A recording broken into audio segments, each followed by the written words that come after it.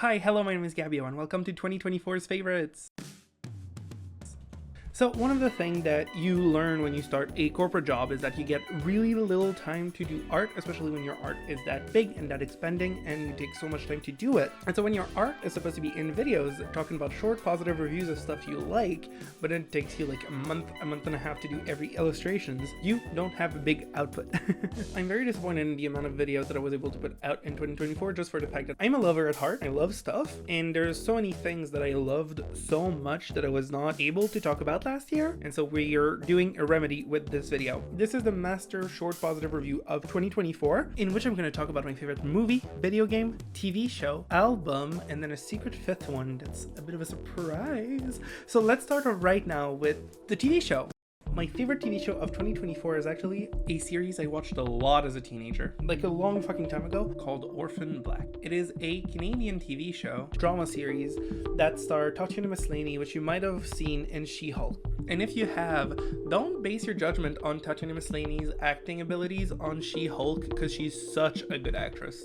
Orphan Black is the story of Sarah Manning after she comes back from a year-long trip around Canada trying to run away from all of her issues with her abusive ex-boyfriend that's also a drug dealer, and when she's coming back to try to get her life and mainly her daughter back. After she double-crossed her boyfriend, she's trying to come get her daughter and then just get off the grid with her daughter. That being said, the moment that she lands back in Ottawa where she lives, a girl that looks exactly like her jumps in front of a train. It's a really good TV show. It centers around clones, so obviously that's why there's another person. It is a clone, and then all of the main characters are trying to either live a normal life knowing that they're a clone and that people know of their existence and are monitoring them, and or they're people trying to survive.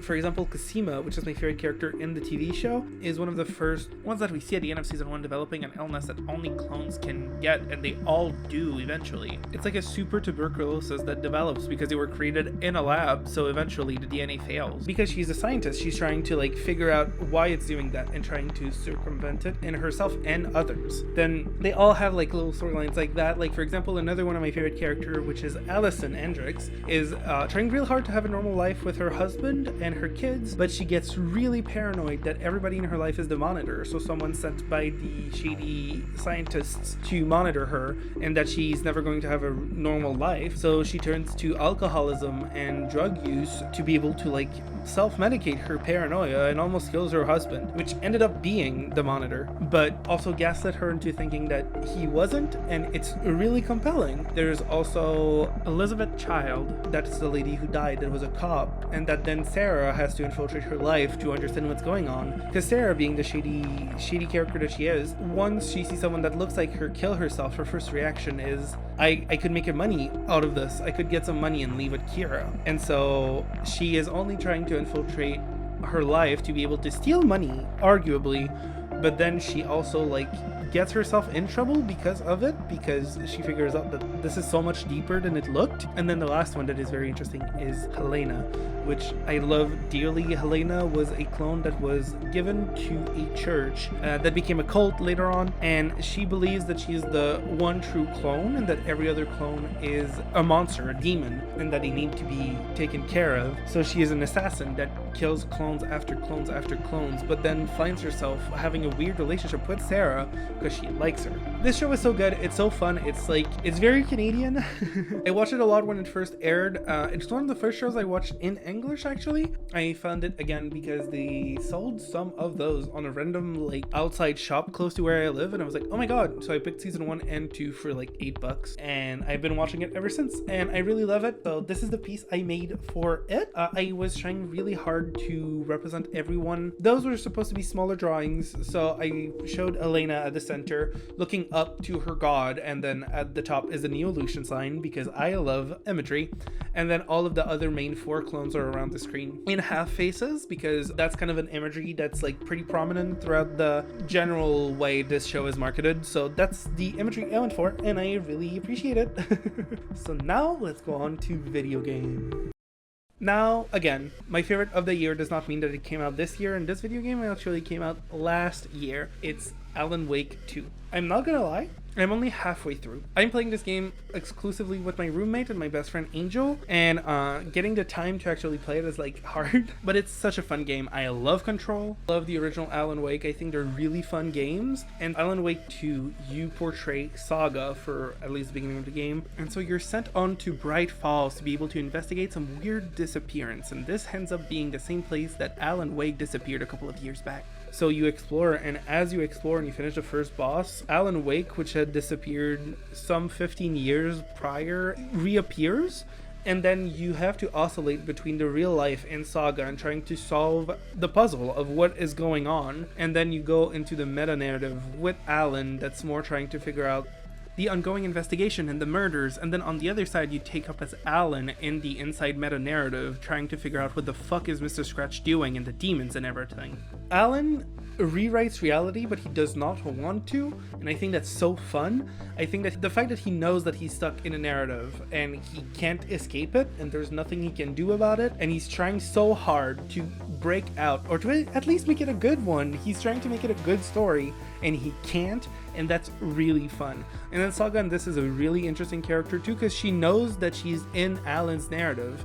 Again, I love when characters know that they're in a narrative, and then she's trying so hard to not let the rewrites impact her life, and she's trying so hard to run away from the new narrative. It's so cool, it's so fun, it's so meta. The art direction is it's exquisite. I love it. And then for the piece, I wanted to make a representation of like kind of the cover, but kind of more my way. The cover is the other way around. It's Alan at the top and then Saga going into the shadow that he does. So I flipped it. It's Saga while she's profiling people and thinking at the top, with Alan as he raises his light to like ward off people with some messy branches on the side, because it's fun.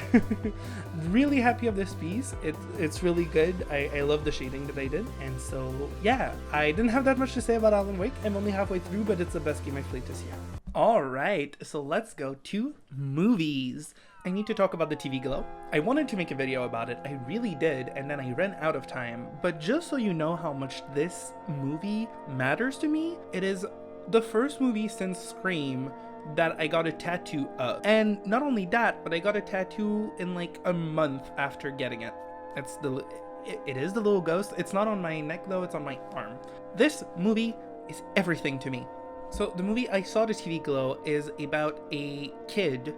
It starts with a kid that gets really obsessed and really loves to escape reality into this TV show that he really, really appreciates that's called The Pink Opaque, but he's not allowed to watch it because it's for girls, according to his dad, and it's too late at night, so he's not allowed to watch it. There's a lot of like societal pressures to not watch it, even though it's the only thing that gives him a lot of like pleasure and a lot of like feeling seen emotions. And as a kid, he makes friends with another kid that also really loves that show. She's a bit older than him, but she's completely obsessed. She's the one that introduces him to the concept of it. He watches The Pink Opaque with her one night and then has a really bad sleepover because they're not really friends. It's the first time they're really connecting with that, but he's there. He's way too young. His parents don't know where he is, but there's a moment of connection. And then these kids keep in connection because of The Pink Opaque. So after that, because she knows that his parents don't want him to watch, she leaves videotapes about the show to him so that he can watch the episode as they air, and they keep a connection through that, but they don't really see each other apart from simply sharing their common love for that TV show. One day, the last episode of the show airs, and then the next morning, the girl disappears and her TV is burnt. I Saw the TV Glow is a psychological horror that is very much like a mix of a lot of metaphors, and it's very subconscious. It's a unique experience, and I fucking love it. In the text, there's two diverging ideas. There's the fact that the Pink Opaque and the main world are completely different, but there's also the fact that they are the exact same thing because the characters from the main world are actually the characters from the Pink Opaque. So when he finally watches the last episode of the Pink Opaque, he discovers that he is one of the character called Isabel that was forced to drink a magic juice that sent him to like turbo fucking hell, which is Earth, in a body that he doesn't like, as a gender that he doesn't identify with, and that he's stuck there dying for eternity. This movie is so fucking beautiful. I don't want to spoil it even more than I did. It's so good. You need to watch it. it was so fucking special to me. It was so fucking special. It's crazy. It's so good. The visual direction is exquisite. It's so fucking good. And the actual story is great as well. Love the movie. If you go into it, just know that it's a big metaphor for being trans, but it's also so much more than that. And you need to see it in the lens that it is a horror movie. I think a lot of people are going into it and find the ending funny. And I think that if you don't try to self-reflect as to why you would think that ending is funny, you need to. This movie is so fucking good. It's crazy. It's so interesting and beautiful, and I fucking love it. As for the piece, I decided to draw, so it's the face of Justice Smith, which plays the main character, but with the physical appearance of Isabel, which is the character that he ends up playing, because that's who they are. In the background, it is Mr. Melancholy, which is the evil person from the Pinko Pig, the TV show, and I mixed a bunch of different visions of him, so it's a mix between the actual vision that we see when we saw the last episode, but also the moon in the sky that we see in the pilot. That's a big mix. I fucking love this movie. This piece was so cool. It was so fun to do. I love the lighting that I did, and yeah, go watch I Saw the TV Glow, like, right fucking now. I cried. It's so... And finally, for the normal quote-unquote part of this video, let's talk about The Great Impersonator by Halsey. So I discovered Halsey a long fucking time ago. Very funny. I discovered Castle because I was obsessed with the idea of Snow White and the Hunter. Never watched that movie, but I really liked the trailer. And in that trailer, Castle by Halsey plays either that or I Was Looking for It, and that song came out. I fucking fell in love with this. I immediately downloaded Badlands, and then it went from there. I've followed every single of their release since then. Such a good artist. I love them to bits and pieces. I have a video about I Can Have Love I Want Power because it was so fucking good and so important to me. That being said, when they announced that they were going to release The Great Impersonator, I was like, holy shit, I'm so interested. And then they talked about the fact that they have a illness and like a kind of cancer, and that this music, that this album was going to be in a way their last, in the sense that they thought that they were dying while they were writing it, and they thought that it was the last thing that they were gonna ever be able to produce. And so first of all, that piqued my interest, and second of all, that made me so fucking distraught. So when the album actually came out, I was so fucking excited. I woke up at like 6 a.m. because I woke up at 6 a.m., took a shower, grabbed breakfast, and then just sat for the hour and 6 minutes that it takes to listen to the album and read the lyrics on Genius while like crying my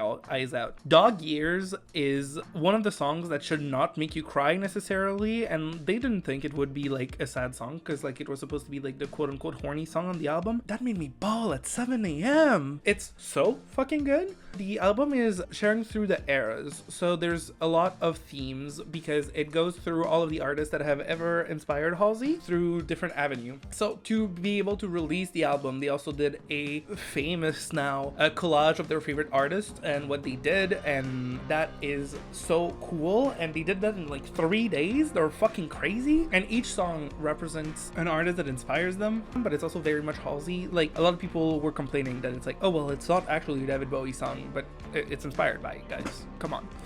It's so interesting in the way that it is written, and the main motif that I love about this are the letters to God. If you listen to the album, and you should, there's 3 letters to God that have the same melody and the same like through line. But the story of the letters to God is that the first one is as a kid when they wanted attention, so they wanted to be sick. And then the second one was when they got to be an adult and they got to see a career and they were like, oh, actually, I don't want to be sick anymore. And then the last one, which is the penultimate song on the album, is them saying that now that they are sick, they have someone they love and they got sick and they can't believe it, and how cruel that is. And that's insane. The album has a lot of different genres. It's not a one genre kind of thing because they were kind of throwing everything at the wall. There's a legendary 3 songs back to back that is so fucking good. I love this album. I really do. I have all of the exclusive variants because I got obsessed and I needed them all. They're the only vinyls that I have around my room. I am a Halsey stan, that's fine, but I really think that this album has a lot of value, like emotionally, musically, as a project. It is so cool. And for the piece, what I did was, because the album talks a lot about different eras and different types of artists, what I decided to do is like a scrapbooking page in the way that it's like kind of imagining if a kid was like taking the best parts of their artists throughout the years, but it's just all the 4 different eras. So in the bottom right, it is the 70s, in the bottom bottom left, it is the 80s. In the top left, it is the 90s. And then at the top right, it is the O's. So the Y2K. And I decided to shade them all differently. So I went and tried to gather a lot of like different references for different posters throughout the ages of what they would look like, and then tried to shade it and like create it like that. And then in the background, it is one moment from the show that they did. So the show on Amazon Music talking about the album. I thought that it was really cool, and so that's a piece, and I'm really happy with it. And yeah, go listen to that album. There's not much else to say. You have the basic. My favorite is Dog Years, but I also really love Lonely Is the Muse, and the final track as well is so good. So yeah, that's the album. And to wrap up, the final like secret thing, because it wasn't supposed to be, there was only supposed to be 4, but then I watched Arcane and I had to talk about Arcane. I don't care to talk about the season 2 of Arcane at all. I don't mind, I don't care, I don't want to talk about it. But can we talk about Victor? So I drew Victor because best character design I've probably like ever seen. I'm hyperbolic, but it was so good. That is my favorite character design of the year. Obviously, that's something that I fucking love, character designing and character designs in general. And this fucking blew me away. Obviously, I drew like Ascended Victor or God Victor, which is in the final few episodes, but even the base design is fucking crazy to me. The sheer body horror of that design is so cool. And the way that he got to be like this, and the way that he abandons his humanity, but not fully, because there's still his fucking blanket that was given to him by Jace. He holds on to his humanity even as this ascended god form, is so crazy good. The mask, which is literally splitting his face in half to have still a piece of his humanity but dormant on him, and then his actual face is inhuman as fuck. And then the different colors that were used, which was so fun to use, but the colors that he used to represent his ascended form, this design is everything to me. It's one of my favorite designs I've seen this entire year and in a fucking while, and I didn't think that League would go like that fucking far for Victor, but I'm so fucking glad they did. I love League of Legends as a story in a universe, and so like I obviously was very interested to see what they would do with Victor, and I was fucking blown away. I love this, and I'm really happy with the piece. I mean, there's a lot of shading, it was like a technically difficult piece to do, but I liked it. And so now we can go on to the montage.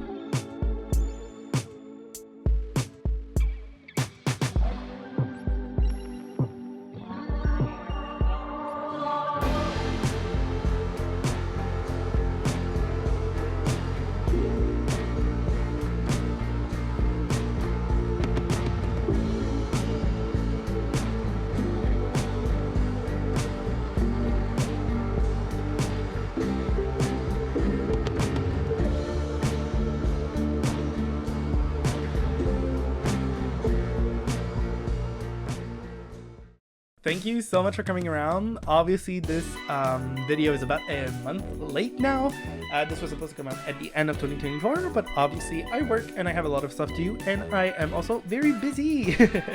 But I'm really happy with the 4 pieces that I've been doing, and I couldn't be more happy with how my art is going right now. I'm writing a lot. I am trying to finish writing the first draft of my second book. The first book has never been released, but I'm trying to like finish a draft for a book that I'm so excited, and I'm so excited to finish it, reread it, recreate some stuff, and then redraft it as soon as possible, and then try to get it published.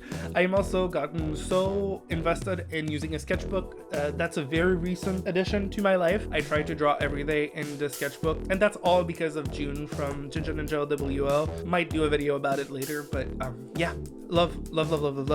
Thank you so much for coming around. I've already wasted so much of your time. I love you very much, and I hope to see you soon. Goodbye.